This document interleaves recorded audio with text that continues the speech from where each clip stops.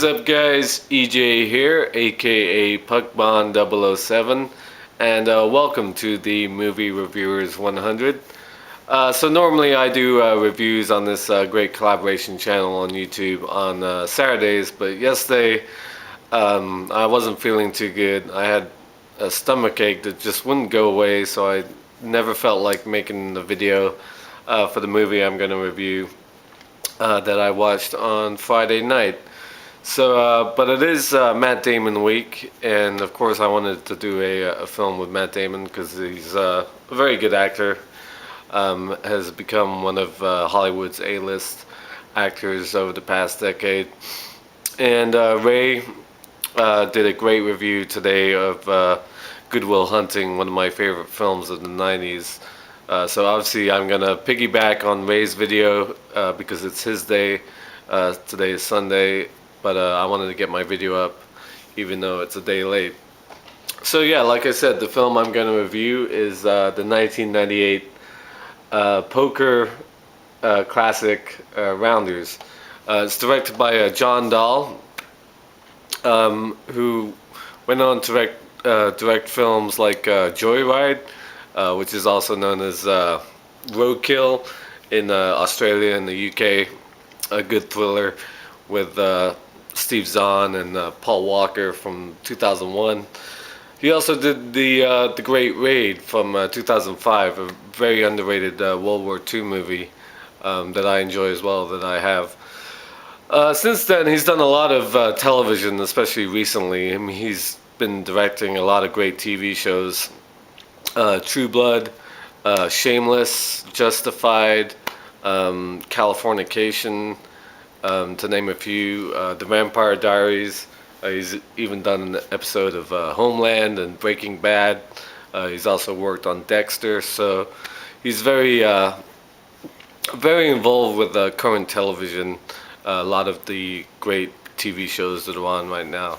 But Rounders, like I said, came out in 1998, and sort of the film that started the whole poker craze. The Texas No Limit Hold'em poker blew up in the 2000s, especially with the televising of the World Series of poker in Vegas every year. And this film had a big part in that. I played poker for a while with some friends from work for money every week, which was a lot of fun. And yeah, this film is really good. It stars Matt Damon and Edward Norton. Matt Damon plays a rounder, basically makes a living at cards, but he's at the point in his life where he basically has to give it up. At the beginning of the film, he takes all his money. He saved up $30,000, and he takes it to this poker joint that's run by a Russian mafia man, played by John Malkovich, known as Teddy KGB. He goes head to head with John Malkovich and loses all 30,000 of his money. So he goes off poker, he goes off gambling, much to the delight of his girlfriend, played by Gretchen. They're both in law school, studying together and living together. And yeah, he basically has to find a regular job, and he hooks up with one of the other rounders he knows, played by Turturro, whose character's name is Kanish, and he is a grinder. He makes his living playing cards, playing Texas No Limit Hold'em, and he also has a sort of a truck delivery business, and Matt Damon manages to get a job delivering for him. But Matt Damon can't really escape his past because his best friend from like school is getting out of jail. Edward Norton plays his best friend, nicknamed Worm. He's getting out, and Worm is a hustler. He's a mechanic. He's gotten really good at dealing and shuffling cards. He knows how to hold on to aces, and he's got all these techniques down. He's been swindling the guards and the fellow inmates in prison out of cigarettes and money and all that kind of stuff. So when Matt Damon goes to pick his friend up the day he gets out of jail, first thing Ed Norton wants to do is go find a poker game, go find a game to test his skills and get his bankroll going. Um, so yeah, Ed Norton as a Worm is really good in this film. It's got a great cast. You've got Famke Janssen. She works at one of the sort of underground New York poker places. I believe it's called the Chesterfield in this film. So she's in a bunch of scenes. She's also might have been a former fling of Matt Damon's. So when Matt Damon and Worm, Edward Norton, hook up, they sort of get back into the old rhythm, visiting places, and Ed Norton starts to ring up a lot of debt. He plays mostly on credit, but then of course he winds up losing a lot of it, and this sort of pisses off Gretchen Mole, and she leaves. She ends up leaving Matt Damon, and there's a great moment where they go back to Matt Damon's place, him and Norton, and all this stuff is gone. She's gone, packed up her bags and left, and he's just like sitting there like, let's play some fucking cards. And they go to Atlantic City. Yeah, so unfortunately, Ed Norton racked up a lot of debt, like I said, and this has been sort of consolidated by one of their former partners, nicknamed Grandma. He's taken on Ed Norton's debt while he was in jail, and he's sort of he's doing it for Teddy KGB as well. He's sort of partners with Teddy KGB now. So Ed Norton is basically in a lot of shit, and Matt Damon vouches for him. The debt is now on both of them, and so they go on this crusade to visit all these different games to pay back like $15,000 that Ed Norton knows. But they come across a game involving a bunch of municipal workers, and it's a game of state troopers up north in upstate New York, and events happen, and Ed Norton gets caught dealing from the bottom. He caught a hanger, as it's known, and they basically find out that the two of them are working together. And they kick the shit out of them and take all the money they've accrued, like $10,000, and they've only got a couple days left to pay it off. So they're basically screwed.